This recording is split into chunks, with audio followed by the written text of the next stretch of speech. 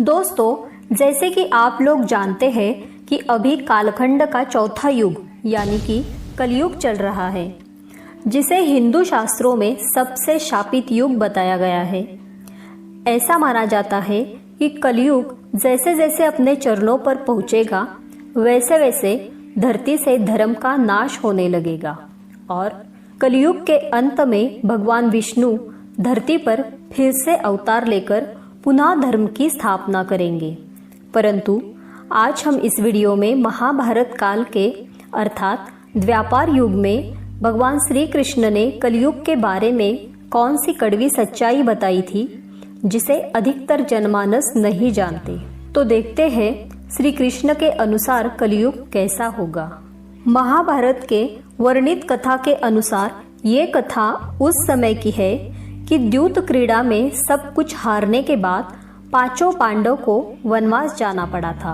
जब वो वनवास जाने को हुए तो उन्होंने श्री कृष्ण से पूछा, हे वासुदेव, द्यूत में अपना सब कुछ गंवाने के बाद हम पांचों भाई द्रौपदी के संग वन को जा रहे हैं, किंतु हम सभी के मन में एक प्रश्न उठा रहा है, क्या आप उसका समाधान कर सकते हैं? पांडवों की बातें सुनकर श्री कृष्ण बोले, यह तो इस बात पर निर्भर करता है कि तुम सभी मुझसे क्या जानना चाहते हो। तब युधिष्ठिर बोले, हे कृष्णा, जैसे कि आप जानते हो कि द्वापर युग का अंत निकट आ चुका है, कृपया करके हमें बताए इसके बाद आने वाला युग यानी कि कलयुग की चाल या गति क्या होगी और कैसे होगी, और इस युग के मनुष्य कैसे होंगे। इस पर श्री कृष्ण जवाब देते हुए बोले, मैं तुम्हें इसका सीधा सा उत्तर तो नहीं दे सकता, लेकिन हाँ, तुम पांचों भाई वन में जाओ और वन में जो कुछ भी दिखे मुझे आकर बताओ, मैं तुम्हें उसका कलयुग में प्रभाव बताऊंगा। इसके बाद पांचों भाई वन में चले गए। उन्होंने वन में जो देखा वह देखकर आश्चर्यचकित रह गए। आखिर उन्होंने वन में क्या देखा और कृष्ण ने क्या जवाब दिया, यह जानने के लिए वीडियो को पूरी तरह से देखें।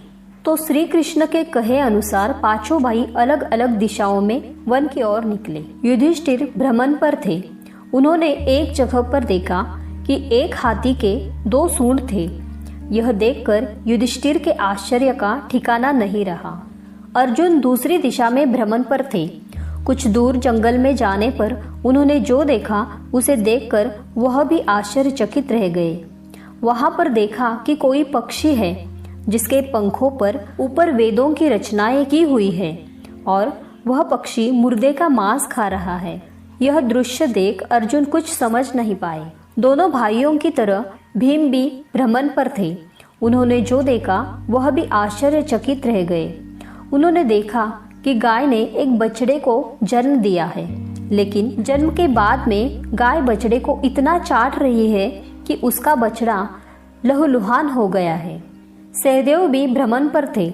उन्होंने चौथा आश्चर्य देखा कि 6-7 कुएं हैं जिसमें पानी है और बीच का कुआं एकदम खाली है। बीच का कुआं काफी गहरा होते हुए भी उसमें पानी नहीं है। घोर आश्चर्य हुआ, ऐसे कैसे हो सकता है। इसके बाद नकुल ने भी एक आश्चर्यजनक घटना देखी। एक पहाड़ के ऊपर से एक बड़ी सी चट्टान लुढ़कते हुए नीचे आ रही है। वे इतने ही वृक्षों से टकराकर उनको नीचे गिराते हुए वे आगे बढ़ जाती है। विशालकाय वृक्ष भी उसे रोक ना सके।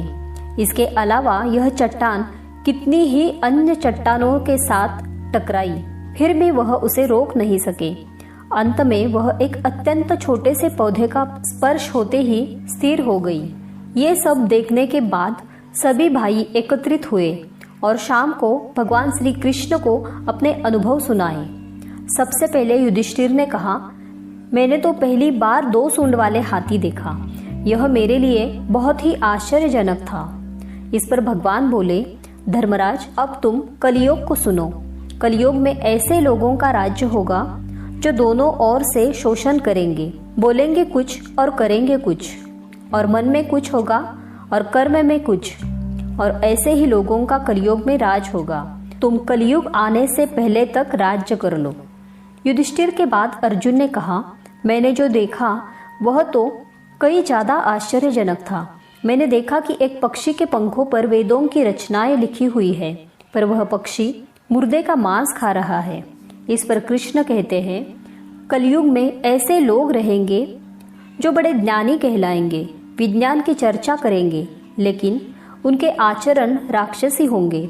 वह बड़े पंडित और विद्वान कहलाएंगे, किंतु यह देखते रहेंगे कि कौन सा मनुष्य कब मरे और हमारे नाम से संपत्ति कर जाए। हर जाति धर्म पर प्रमुख पदों पर बैठे विचार करेंगे कि कब किसका श्राद्ध हो और कौन कब किस पद से हटे और हम उस पद पर चढ़ जाए। चाहे कितने भी बड़े लोग हो, परंतु उनकी दृष्टि धन और पद के ऊपर ही रहेगी। ऐसे लोगों की ही बहुतायत होगी। अर्जुन के बाद भीम ने अपना अनुभव सुनाया। भीम ने कहा कि गाय अपने बछड़े को इतना चाटती है कि बछड़ा लहूसुहान हो जाता है। इस पर कृष्ण कहते हैं, कलयुग का मनुष्य शिशुपाल हो जाएगा। कलयुग में माँओं की बच्चों के लिए इतनी ममता बढ़ जाएगी कि उन्हें विकास का अवसर ही नहीं मिलेगा। मोह माया में घर बर्बाद हो जाएगा। किसी का बेटा घर छोड़कर साधु बनेगा तो हजारों लोग उनका दर्शन करेंगे। यदि अपने बेटे ने साधु बनना चाहा तो रोएंगे कि मेरे बेटे का ये क्या हो गया। इतनी ज्यादा ममता होगी कि उसे मोह माया और परिवार में ही बांध कर रखेंगे। उसका जीवन वही खत्म हो जाएगा। वास्तव में लड़के तुम्हारे नहीं हैं, वह तो बहुओं की अमानत है और लड़कियां जमाइयों की अमानत है और तुम्हारा शरीर मृत्यु की अमानत है। तुम्हारी आत्मा परमात्मा की अमानत है। इसलिए तुम्हारा अपने शास्त्रव संबंध को जानना आवश्यक है। भीम के बाद सहदेव ने पूछा कि हे कृष्ण, मैंने देखा कि 5-7 बड़े कुओं के बीच एक गहरा कुआं बिल्कुल खाली है, जबकि ऐसा संभव हो ही नहीं सकता। इस पर भगवान श्री कृष्ण ने जवाब दिया, कलयुग में लड़की के विवाह में, मकान के उत्सव में, छोटे बड़े उत्सवों में तो लाखों रुपए खर्च करेंगे, परंतु पड़ोस में यदि कोई भूखा प्यासा मर रहा होगा तो यह नहीं देखेंगे कि उसका पेट भरा है या नहीं। उनका अपना ही सगा भूख से मर जाएगा, उसे देखते रहेंगे। और दूसरी ओर मौज मदिरा, मांस भक्षण, सुंदरता और जश में पैसे उड़ाएंगे, किंतु किसी के 2 आंसू पोंछने में उनकी रुचि ना होगी। कहने का तात्पर्य यह है कि कलयुग में अन्न के भंडार होंगे, लेकिन लोग भूख से मरेंगे। सामने बंगले में ऐशो आराम चल रहे होंगे, लेकिन पास की झोपड़ी में आदमी भूख से मर जाएगा। एक ही जगह पर असमानता अपने चरम पर होगी। सहदेव के बाद नकुल ने श्री कृष्ण को बताया कि मैंने भी एक आश्चर्य देखा। एक पहाड़ के ऊपर से एक बड़ी शिला लुढ़कती लुढ़कती आती और कितने ही वृक्षों से टकराई, पर उन वृक्षों के तने उसे रोक ना सके। कितनी ही अन्य शिलाओं के साथ टकराई, पर वह रुक ना सकी। अंत में एक अत्यंत छोटे से पौधे का स्पर्श होते ही वह स्थिर हो गई। इसके बाद श्री कृष्ण ने कहा, कलयुग में मानव का मन नीचे गिरेगा, उसका जीवन पतित होगा। यह पतित जीवन धन की शिलाओं से नहीं रुकेगा, ना ही सत्ता के वृक्षों से रुकेगा, किंतु हरिनाम के एक छोटे से पौधे से, हरि कीर्तन से मनुष्य जीवन रूपी पौधे का पतन होना रुक जाएगा। इसलिए भक्तों, हरि भजन कलयुग में मोक्ष पाने का एकमात्र उपाय है। अर्थात कलयुग में भी जो मनुष्य धन का लोभ छोड़कर हरिनाम का नाम जपेगा, उसे कोई कष्ट नहीं होगा और मृत्यु के बाद उसे परमेश्वर के चरणों में जगह मिलेगी। दोस्तों, यह श्री कृष्ण के द्वारा बताई गई सारी बातें सच में घटित हो रही है।